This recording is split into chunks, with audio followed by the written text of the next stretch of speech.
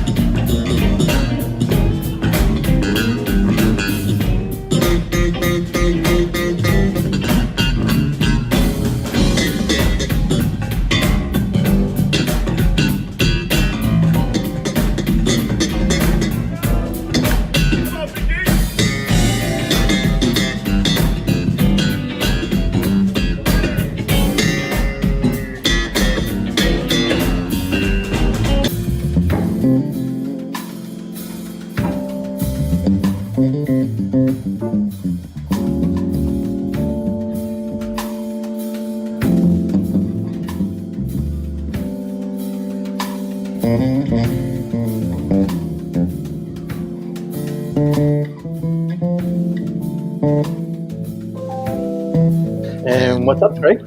We have a very, very special guest tonight. We have Darryl Anders, Agape Soul, and Darryl's in California, and he's a bassist, producer, band leader. His YouTube videos are incredible. The immense talent that he assembles on stage. Anybody would be lucky to have him and another player, let alone the ensemble he puts together. His tones are just out of this world, and we highly recommend you check out Darryl and his videos and his channel. And I'm going to pass it back to Anthony with our first question. Hey, what's up? And first and foremost, welcome, Darryl Anders. Big round of applause for having you on. Thank you. Thank you for having me. Thank you very much. All right, so let's jump right in. Did the bass find you, or did you find the bass? I think I found the bass by accident. Okay. I grew up in kind of a musical family. You know, I played trumpet from 3rd grade to 8th grade. Oh, wow. And I heard, my dad was a big Quincy Jones fan, and I heard the Brothers Johnson on the Quincy Jones Mellow Madness album. Okay, stop for a second. We have to give you We're Not Johnson. Worthy. Yeah, Louis Johnson, We're Not Worthy. We're Not Worthy. Yeah, Louis Johnson is one of our influences. Okay, you may continue. Yeah, so I heard Louis Johnson, and there was something just very different about his approach and his tone, and I just got into buying every record that I could find him on, and eventually a friend of my mother's left an acoustic guitar at our house, and the guitar was under my bed. I was probably 13 or 14, and I would take the guitar out and just kind of dance around and pretend like I was playing. And eventually I started figuring out the bass lines to songs without really knowing what I was doing. I didn't know any chords, so that was kind of what I figured out. And then eventually I was like, oh, that's what this is. I think I want to do this. Okay. My parents Fantastic. buying me a bass for Christmas, and Hmm. kind of it. Speaking of that, so what was your first bass? You said you got it for Christmas. What was your first instrument? Uh, it was a Univox High Flyer. Hmm. You never hear that. No, you don't hear about that. Not at all. I really wanted a jazz bass because I was into Verdine White and Earth, Wind and Fire, and I played the Gratitude record every day. So I convinced myself that the Univox was just as good as a jazz bass. Mm-hmm. Well, it's in your hands. Yeah. And regardless of the instrument, you're trying to get out what was on that record. How did the trumpet end up in your hands? Was it like in school? Like you walked in one day, they put everybody in the grade up there, and they said, "Okay, you're going to play this." Well, they asked us to choose an instrument because back then, band was music was just kind of one of the things that everybody did. Mm-hmm. And my godfather was a jazz trumpet player. Oh, wow. I really wanted to play drums, but Mm-hmm. everybody, wanted to play drums. So I thought, well, I'll play the trumpet because my godfather did that, and I thought it was cool. Mm-hmm. In my case, it was a trombone. Like of all things, you actually had to take like a hearing test. Wow. And it was welcome to New York. And they put a third grade. They put a trombone in my hand, which I played till 8th or 9th grade. And I saw somebody playing a guitar, and I'm like, yeah, no, this is where I want to go in a direction, and eventually bass. But it's always something how that formal education starts on another instrument, but you find that your path ends up leading you to, in your case, Louis Johnson, Verdine White. And, in my case, it was Led Zeppelin and Pink Floyd and the Beatles and, but you end up finding a groove. You end up finding, a new path. Nice. Absolutely. So now growing up, what were you listening to? What were your parents listening to in your house? Wow, my parents were listening to everything.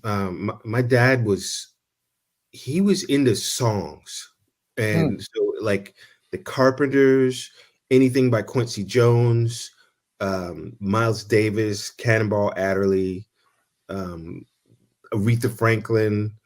I remember my mother when the Aretha Franklin album Respect came out.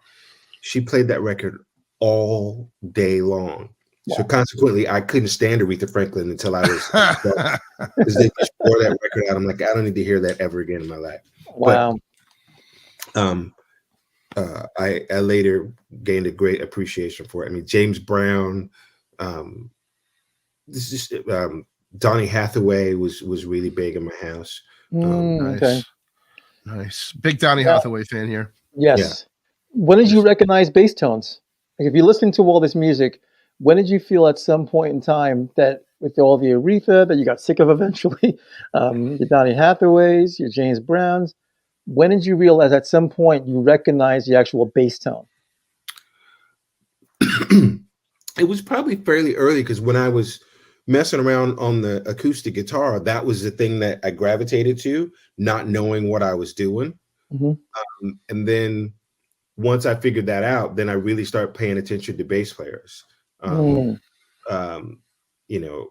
Louis Johnson was a very specific and small part of what I was listening to. Mm-hmm. I love Willie Weeks. I love. Wait, hold on. We're not worthy. We're not worthy. We worship a lot.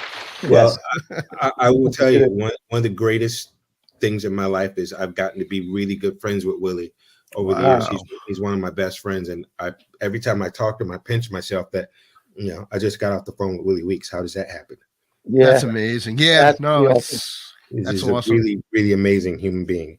Wow.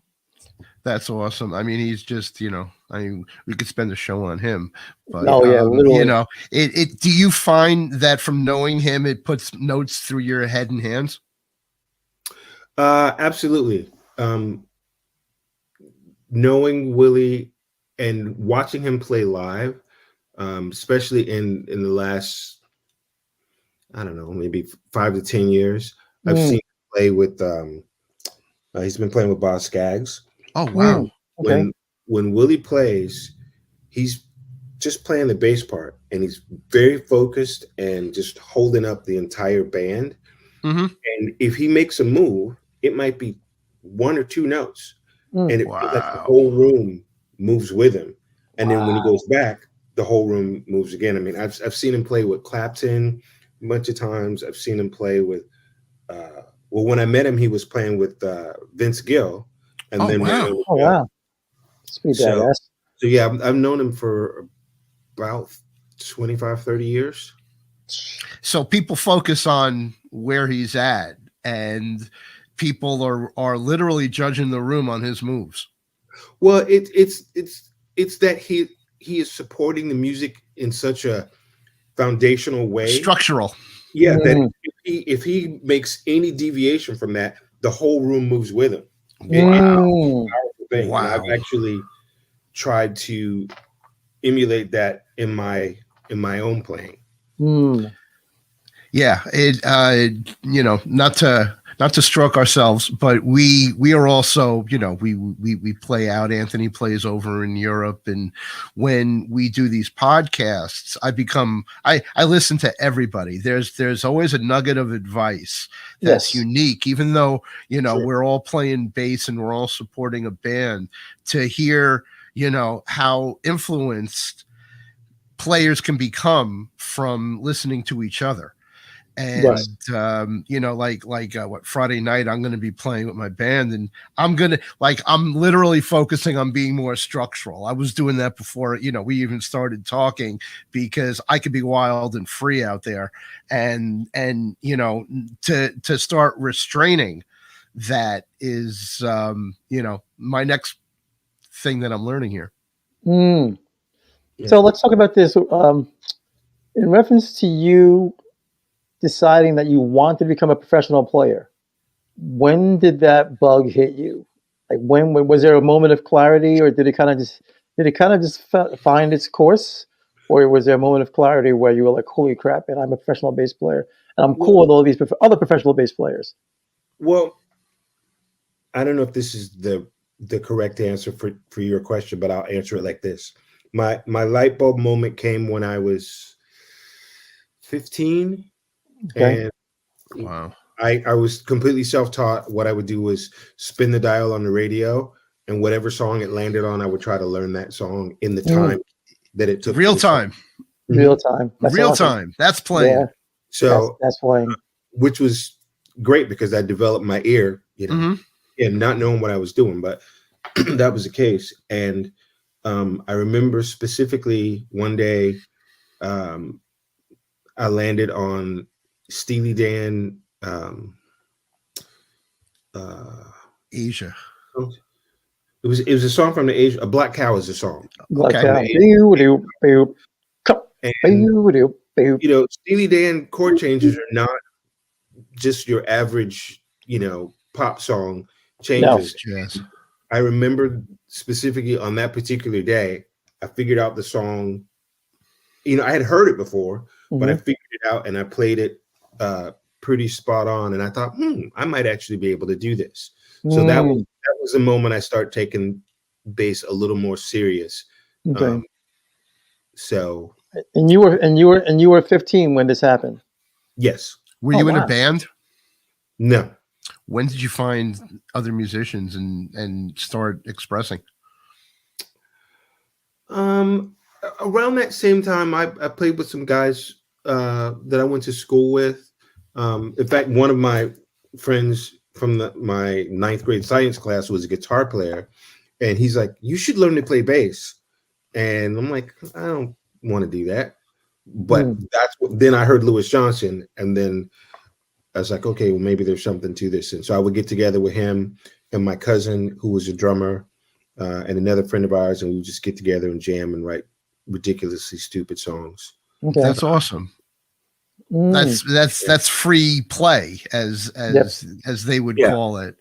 And it's the foundation of eventually. And I was this is what clicked in my head, was listening to the Steely Dan song and listening to playing to the radio, it clicked on me that all the music he had heard for 10 years before was in some kind of structure that kind of tied together all those elements to project you forward.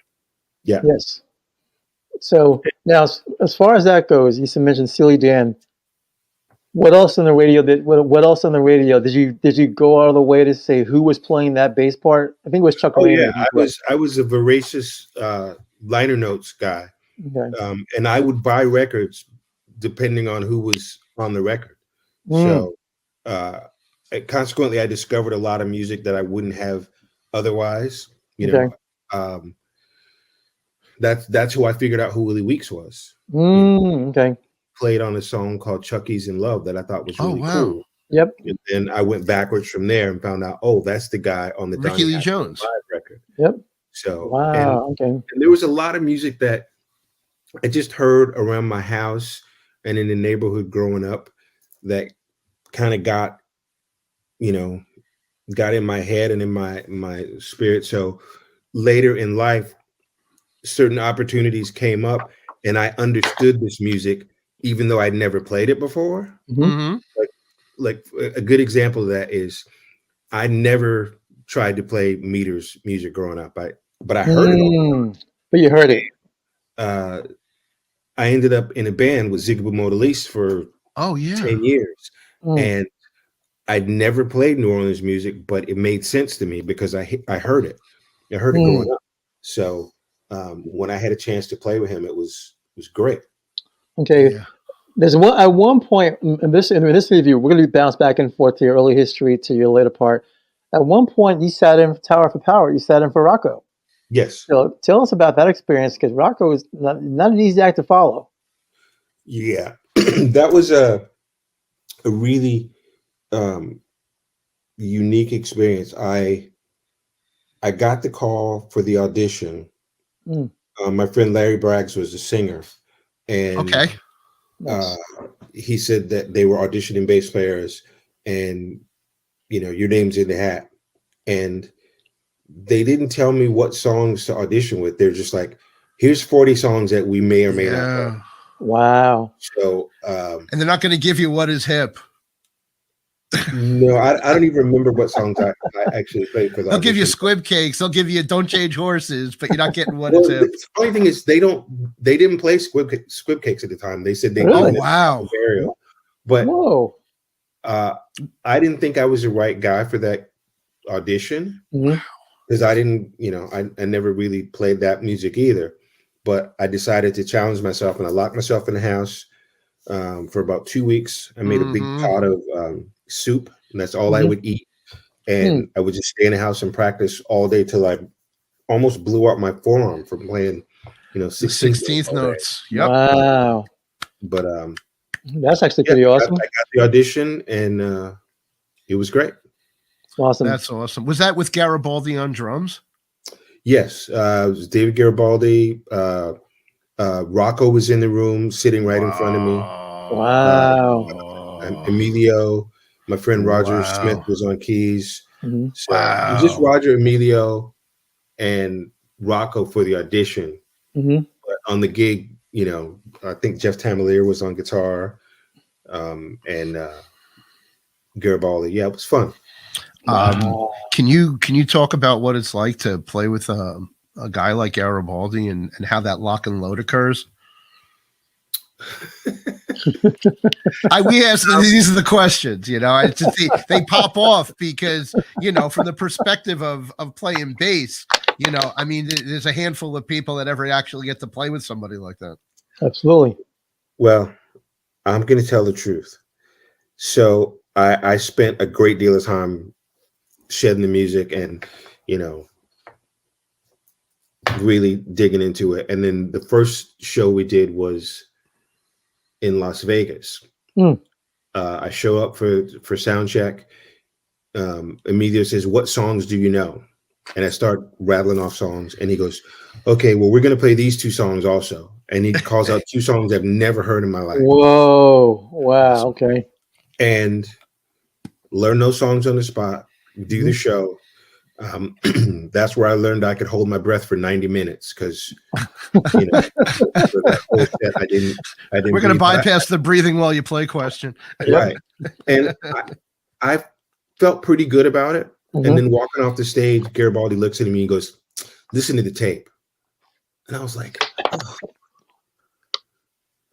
You know, it kind of broke my spirit for a second. So, you know, I went back, I did my homework, I dug in deep, but that kind of stayed in my head because I thought I was there. I thought I was more there than apparently he did. Really? And okay. the next show, and he wasn't being a jerk about it. He was just it's just a straight pay pro. attention to the details. So the next show was a big jazz festival in Japan, where we played in front of 10,000 people or something crazy. And there's all these just amazing musicians there. Peter Frampton was there, Freddie Washington, Paul Jackson Jr., just all these amazing musicians. And I remember walking up, you know, getting ready to get on stage, and I thought, you know what? This is probably the biggest gig you may ever do in your life. Just have fun. Don't worry about these people. Just play the way you play. You know the songs. You know how it goes. Stop thinking and just play. So I closed my eyes and I played the way I play. Awesome. And I think it was one of the best gigs I've ever done. And when I got off the stage, Freddie Washington came up to me and goes, "You know what?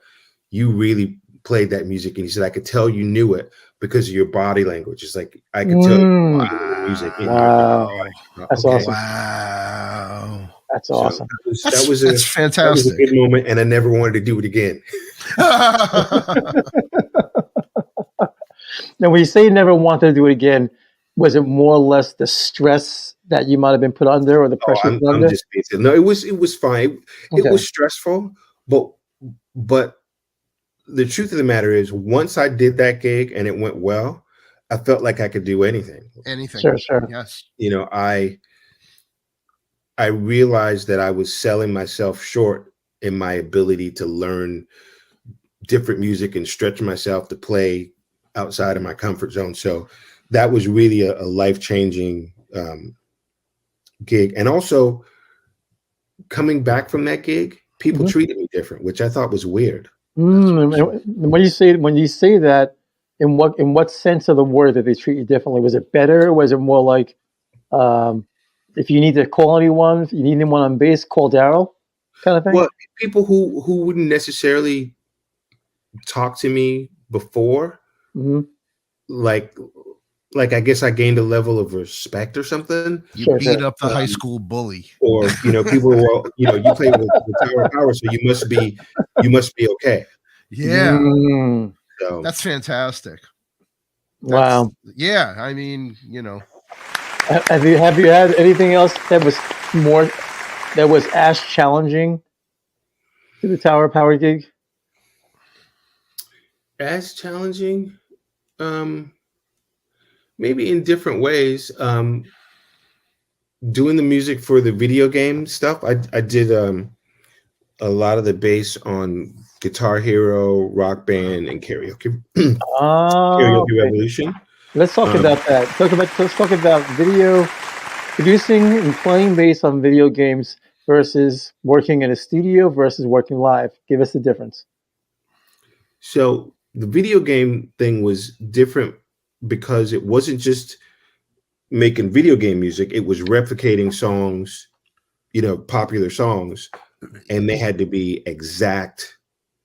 We wanted the tone, the feel, the timing, like we would make tempo match. So wherever the song slowed down or sped up, they wanted it exactly like the original. Okay. So you were literally covering licensed material that was scheduled. So that's Zeppelin, it's Aerosmith, it's Kiss. Yeah. That's fantastic. And all of a sudden the radio came back. Right. And so that was challenging, playing a lot of songs that were completely unfamiliar to me, and then playing songs that I thought I knew, but I really hadn't dug into the minutia like before. like I thought I knew Shining Star. I'm like, I don't need to listen to that. Mm-hmm. But I have Right. been playing it wrong for 20 years. Wow. They say that about the Rolling Stones, because Keith Richards would play a 5-string guitar in an open tuning, and everybody's playing Honky Tonk Woman, and they're playing it wrong for their whole Right. careers. Exactly. So when did you get that phone call for the to play bass on video games? When and how? So a really good friend of mine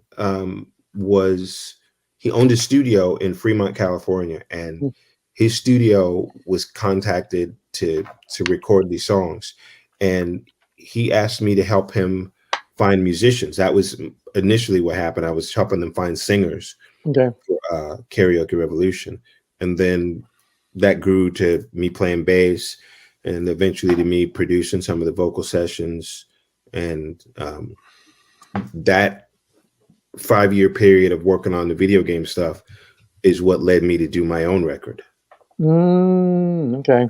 So, because spending all that time in the studio working on stuff that has to be, a certain way, and you're working on somebody else's stuff, I thought I would really like to try doing my own stuff. So I had a bunch of songs that I'd written that just sitting in the shoebox. Okay. All right, great. Let's talk about your songwriting process. When you write songs, because obviously you mentioned that you played trombone earlier. You also he played mentioned trumpet. I played sorry, trombone. You played trombone. Darryl played trumpet, but you also play guitar. So when you write your material, do you write it from a melodic perspective using your guitar, or do you think of the rhythm first? So I don't actually play guitar at all. I learned to play bass on an acoustic guitar. Oh, okay. Yeah. So, I don't play guitar, which is really sad, but true. Did you avoid the last 2 strings, or did you learn the traditional 4-string way on an acoustic guitar? I just played the bottom 4 strings. Okay, the bottom 4 strings. Okay, so great. Now, when you write your material, how are you applying your knowledge of the bass and also your feel? It depends. Sometimes I write. Well, a lot of times I write not from an instrument. Okay. Just coming up with melodies and lyrics. Okay. But I'll hear the chord changes in my head. There are some songs that I've written from piano or from a keyboard. Some songs I've written from the bass. It just kind of depends on the type of song it is. Okay. A song like Conversations from the second record, that was definitely written from the bass. Okay. Any song that I'm playing, like Fruitvale Gumbo, that was a song that was written from the bass. Okay. But a lot of times I will hear the chord changes in my head, and I find keyboard players that can help me flesh out what's in my head. Okay. All right. Let's fast forward into Agape Soul. You're the founder. Mm-hmm. Okay. So what motivated you to start your own band, and how did you come up with the name? Well, the video game thing was what motivated me to start my own band. Plus, I had been playing with, a lot of other artists for a long time, and being a sideman is great, but you are at the mercy of someone else. Okay. So,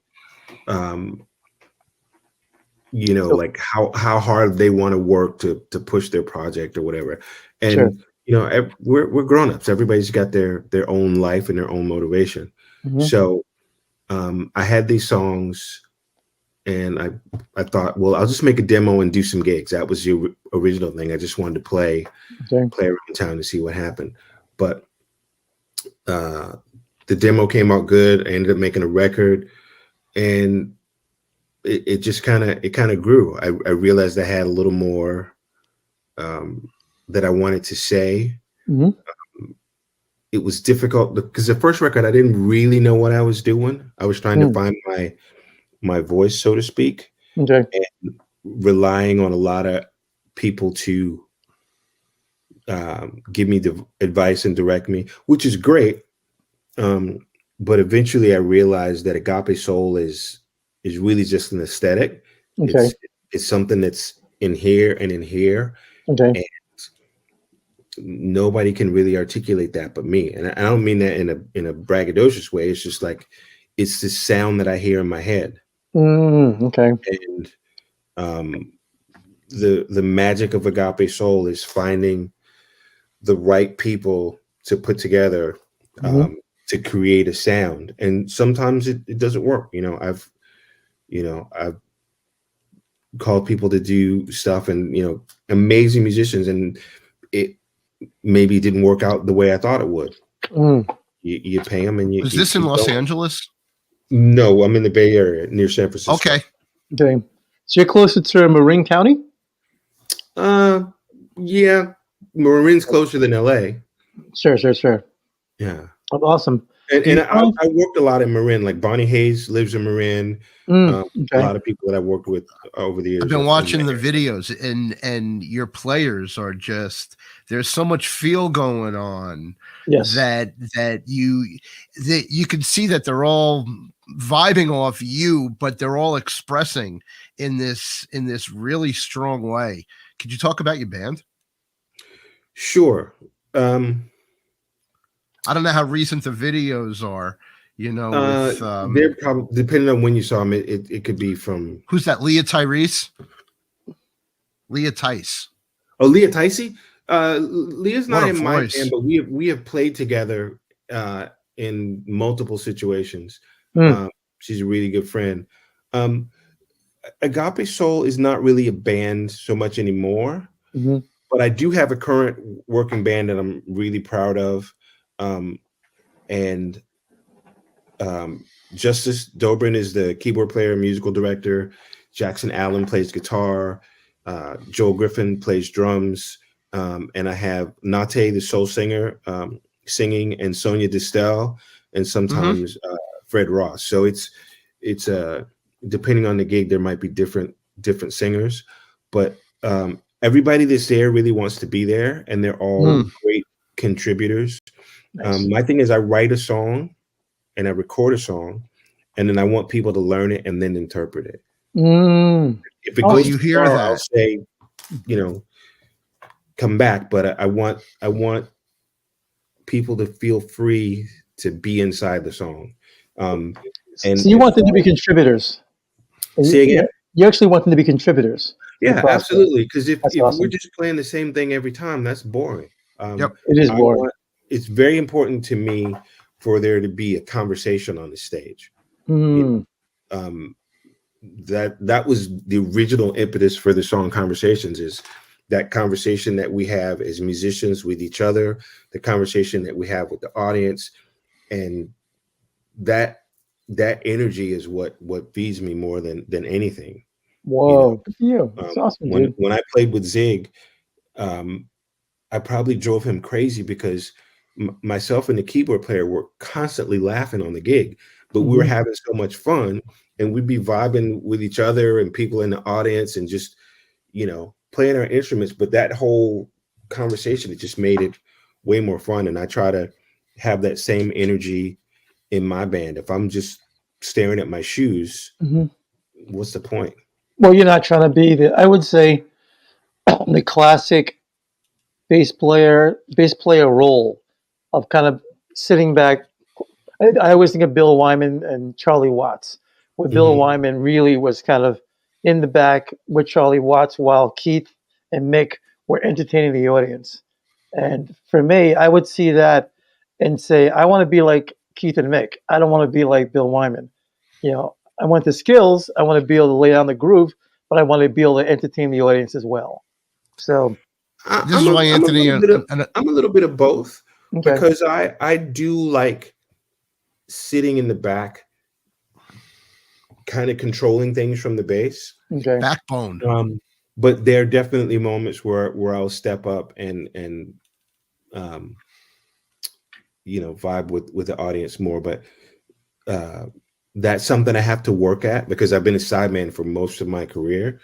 So, just sitting back and vibing with the drummer is the most comfortable seat in the house. Being a band leader, you have to let people know that you are the guy. Of course. Also, being a Bill Wyman, you can't. Like I was going to say, the reason Anthony and I are friends is he sees the Stones and he wants to be Mick and Keith, and I'm going, but that Bill Wyman guys were just gluing it all together. Regardless of wherever it could end up on stage, you still have this guy back there, holding the line, regardless of the antics. It's just it's just how we we see all of that. Yes. And the question I was going to ask is, one of your videos is you're playing with Booker T. Yes. And Wow, just listening. No, we look. We do everything. Yeah, no, look, I we're in New York. I got friends that play with everybody. And when you hear and see a Booker T, and he's got those organ pulls, and he's making this Hammond into magic, and you're there going dun, dun, dun, dun, dun, dun, dun, dun, dun, dun. And you got two guitar players that are playing in harmony on top of that. There's got to be a real good feeling going on, because even though Booker T, it's his name and he's carrying all the weight, you're still pushing it with him and he's still feeding off you. Yeah, I just like playing music. I'm very comfortable being a bass player, playing the bass parts.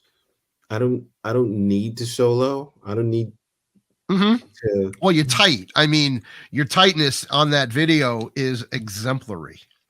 Well, your tightness across the board on all your videos is I gotta say, it's 5-star, high end. We were trying to find some loose spots, and you don't have any. Oh, I can send you some. Well, trust me, they're out there. We would call that the no wrong notes interpretation by Andrew Wooten. There are no wrong notes, but your band, from what I was listening to, it has, I don't want to say this the wrong way, but it's like a Bay Area sound.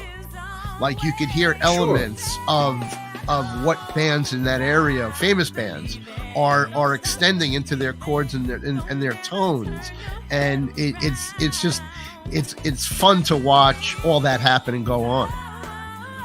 Well, Agape Soul is really a combination of all the music that I love, all the stuff I grew up with. I grew up with a lot of jazz in my house that I didn't necessarily like as a kid, but later I realized that the complexity of jazz harmony is something that I really love. Yes. I like the simpleness of R&B grooves. And I love singers that tell stories. Okay. So I know some of my favorite music is not necessarily great singers, but singers that make you believe what they're singing. Okay, give us an example of that. You say that. This is probably going to shock you, but one of my favorite singers and songwriters is Lyle Lovett. Oh wow! Really? No, super talent. Whoa. Super talent. Okay, and I would love to hear why. I'm going to say that because I'm a fan. Anthony's like, what? Oh, no, that's why we're friends. If I'm in a bad mood, without you too. if I'm in a bad mood, there's one of two things I'm going to listen to: either the Yellow Jackets or Lyle Lovett. Wow. And either of those things will change my mood. Interesting. Yeah. How did you discover your love for Lyle Lovett? That's very, very interesting. Well, I discovered Lyle through Willie. Willie was in his touring band, so I would go see them whenever they came through. And the Joshua Judges Ruth record, I just thought was a brilliant record. He has a song called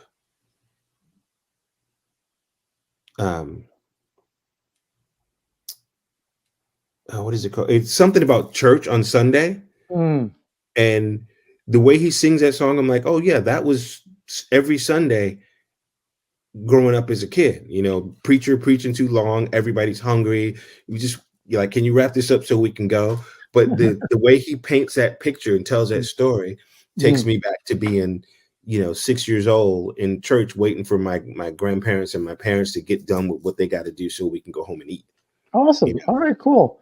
All right, here comes a very special part of our show right now.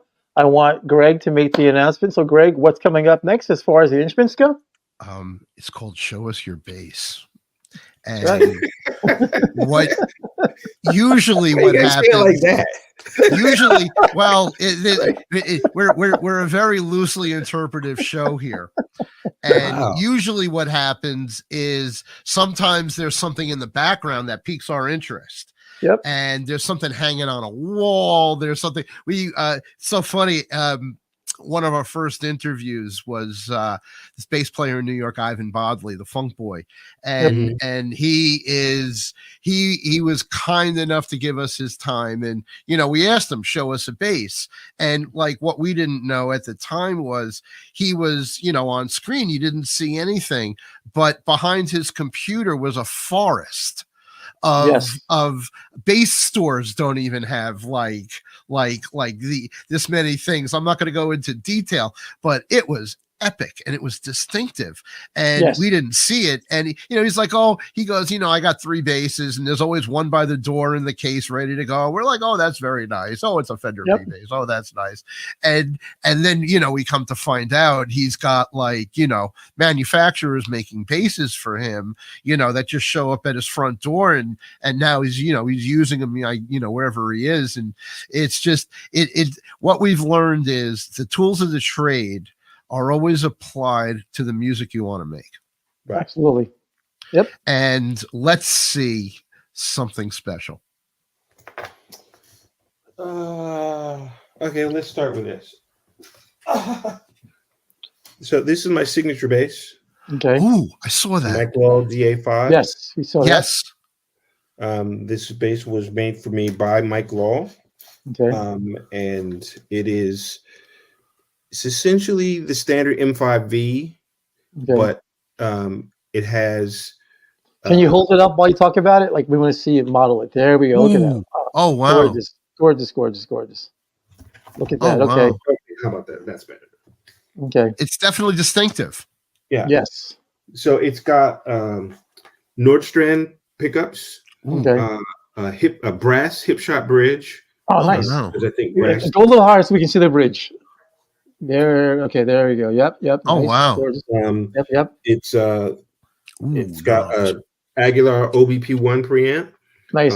Volume, passive tone, push pull passive. Ooh. With stack bass and treble. Nice. And it's a heavy ash body. Okay. So it weighs about 10 to 11 pounds. Okay. And as you can see, it only has 1 string tree. Okay. Yes. Yep. Yeah. Oh wow! Look at that. Because the double string tree looks weird to me. But yeah, he made this one for me, and I have a black one.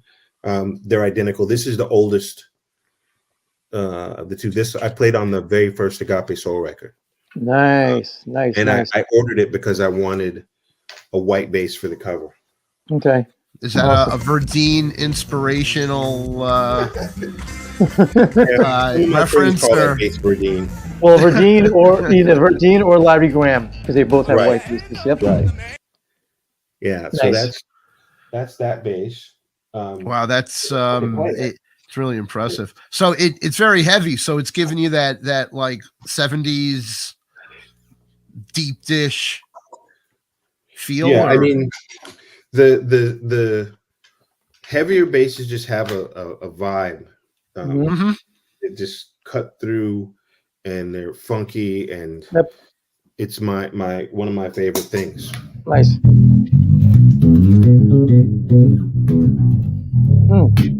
Oh yeah. Oh my god.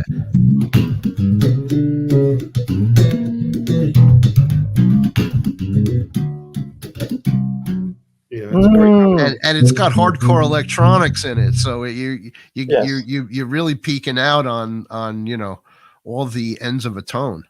It sounds beautiful. Yeah, oh my god. Probably my biggest prized possession is this. Whoa. Ooh. Oofa. Ooh. It's Wow. Tom Stenbeck. Okay. Gorgeous. Yeah, that is gorgeous. It's Gorgeous. passive 5-string, Okay. just volume tone, all handmade by an amazing builder in Finland. I have 2 of this. This is a alder rosewood. Nice. And then I have a maple ash one. You've probably seen that one in a lot of videos. Yes. Yep. Can Can you plug that in? Just because I would love to hear the quality of that.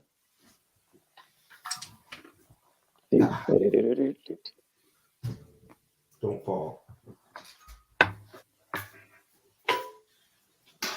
By the way, Greg, you won first cat. I did win first cat of the night. Yes, you did. You won first cat of the night. We don't dig deep, but we've always found bassists or cat people. Sometimes dog people. Sometimes both. Yep. Okay, there we go. Oh wow!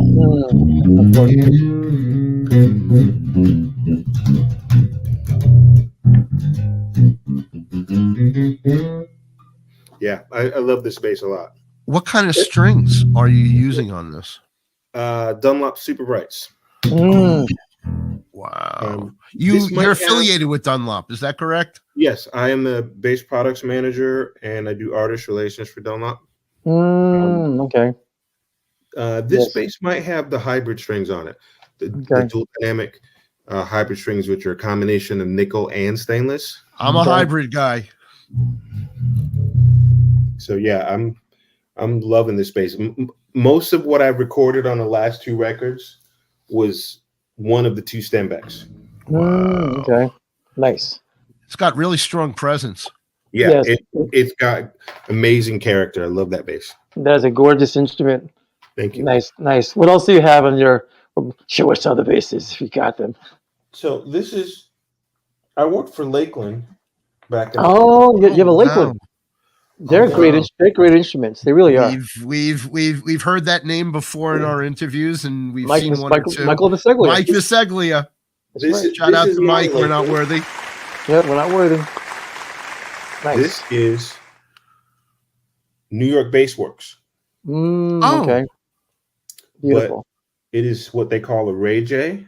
Okay. It's kind of a Lakeland configuration. Look at that. But as you can see, it's got the jazz bass pickup here. Yeah. And then if you notice the bridge pickup, it's got the Alnico magnets here. And the jazz bass pickups in the back. Oh, that's so intense. Cool. So, but it's in one house. So you can be in just straight jazz bass mode, or Music Man mode, or Lakeland mode. Whoa. Yo. Yeah, you mind plugging that in? Dad, I want to hear that in different modes. Sorry to ask you to do all the plug it in, but you're stretching the bassosphere over here. And, you got the attention of 2 bass players who love we don't get tired of the instrument. Anthony and I always talk Fender DNA, so this bass. I heard one of their basses at NAMM in 2020, or maybe 2019. And I really loved the sound of it, and it kind of stayed in my head. And during the pandemic, I thought, well, let me just call them and see. I don't need another bass, but I'll just call them and see what they say. So I talked to the guy, and he gave me a really good deal on the bass. And because I've been looking for something, I had a really special Lakeland that I let go.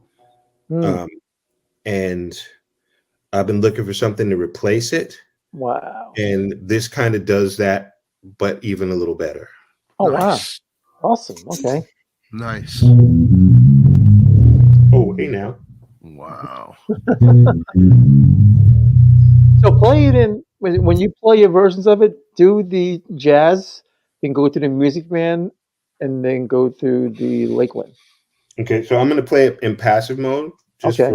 Wow. Gotcha. That's the jazz bass. That's jazz bass.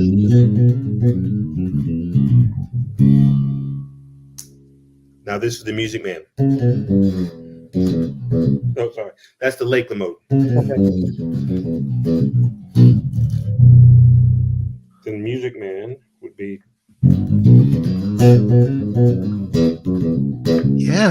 You can hear the difference. Wow. That is So a real, distinctive. Preamp on. yes. Let me just. And this has a Trickfish IPA preamp in it. Huh.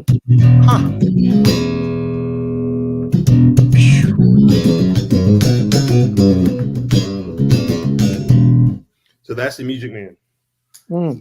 That's That is incredible because they're all very distinctive in that sense. yeah, but you're hearing Lewis Johnson in that Music Man mode. Yes.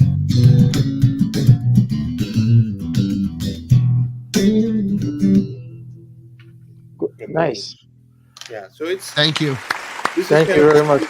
Yes. Round of applause. Yes. Yes. Awesome, man. Yeah, that's it's what are you doing for amplification? Yes, that was my next question. Amplifiers. Trickfish. Oh, wow. And how long? I was, how long? I was an Aguilar guy for maybe 20 years. Wow. And You never hear that lately. the Trickfish, No. it just sounds right. You know, a lot of bass amps are kind of going towards this really modern, bright, hi-fi sound, which in the 80s and 90s I was a big fan of. And now I just want a bass that sounds like a bass. Right. Okay. You know, I want to be able to get the high-end clarity and stuff, but I don't need. And that's tubes. Fairy dust in my bass tones. That's tubes. No, solid state. Solid state, really? Nice. Solid How did state. you? It's actually, they use the Pascal power supply. Okay. Which most lightweight amps are using the ICE power module, which to me makes them all kind of sound the same. The Pascal sounds muscular, like a FET, tube like a MOSFET or tube, whatever. What I'm playing through right here is just the Mini 500 and 408. Okay. But my regular rig, well, it depends on the rig. I either take the Mini 500 or I have the 1K, which is 1200 watts, and a pair of 112s. Yeah, well, he's got a 5-string. I mean, he's got to go deep. You gotta, you gotta go deep. You need I just all want that. it to be clear. I want it to be, I want to be able to hear myself, but I want people in the back of the room to, feel pain. Yeah, exactly. Stomach to hurt. Hey, are you using a DI in any of these live or recording? You know, I don't want to say both, but it seems like a two-pronged question. So for live, I tend to use the DI in my amp, which is super clean, and I can adjust the volume to the front I hear you. Nice. For recording, I use a Jewel Monique preamp. Oh wow! Okay. Which I have here, but it's a little hard to get to. No worries. Jewel makes a hand-wired all-tube preamp that is the reason my records sound as good as they do. Oh wow! You'll notice a big shift in tone from the first record to the second record. Yes. Yep. Yeah, that's the Monique. And on this last two records, I didn't use the preamp on any of the basses. Everything was passive. Nice. Wow, nice. That's gorgeous. You think the preamp is overdriving it in the recording situation too much? No, it's not that. It's just that you're getting a truer tone in a passive. Like, okay, I could have $20 worth of parts or $1,000 worth of really good. Yeah. Just the quality of the parts is better. And not to say that the onboard preamp is bad. It isn't. It's great. It's but the situation. The warmth and gooiness of the tube preamp, that can't really be messed with. Up, cat of the night again. It's your second one. Cat of the night. Yep. Do you use any effects, or did you use them? Did you use them ever in the past? Yes. Impressions. I use effects. What's on my board right now is I have a Shure GLX wireless. Okay. With a built-in tuner. Okay. I have MXR bass compressor. Okay. Bass octave deluxe and wow. What is that third thing? Now MXR is Dunlop. Is that correct? Yes. No.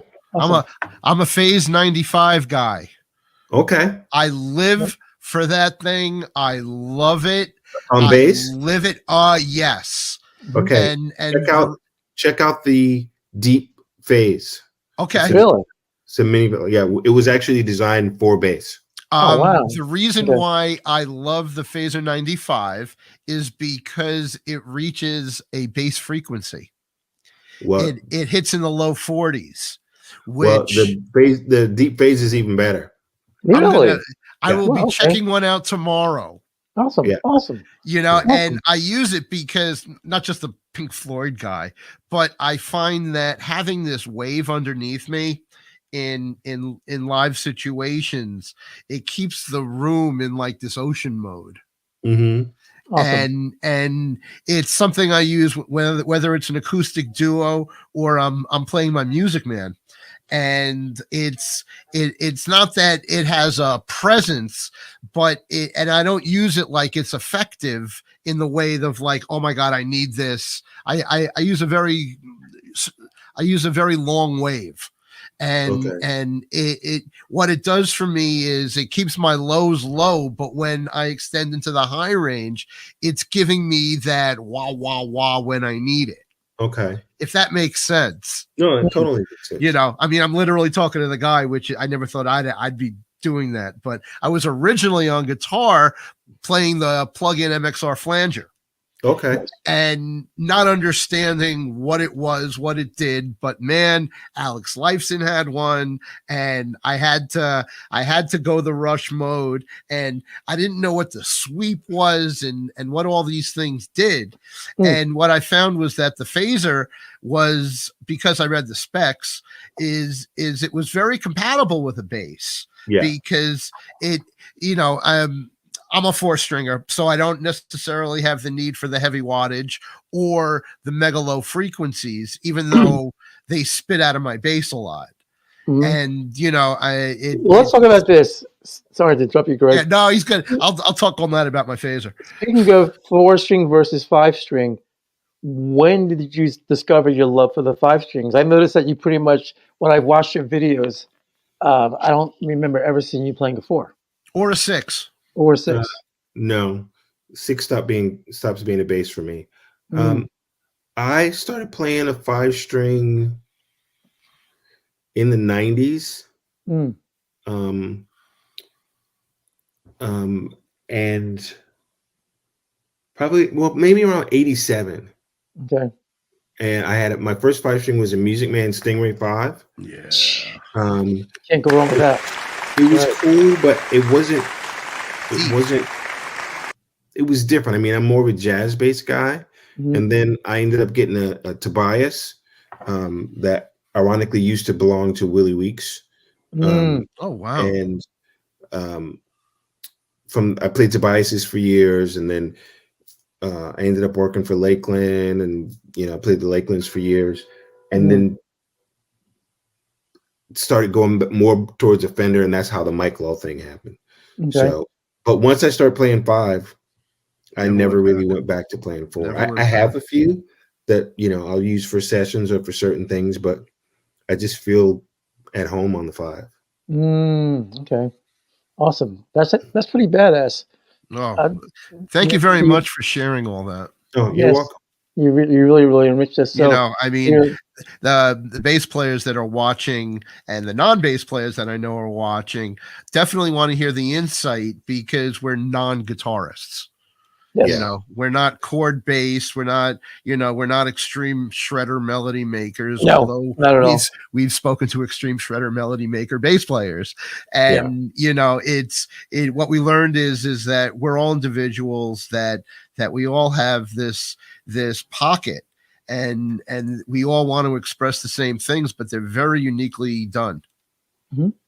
Yep. All right. So I'm sorry. Go ahead.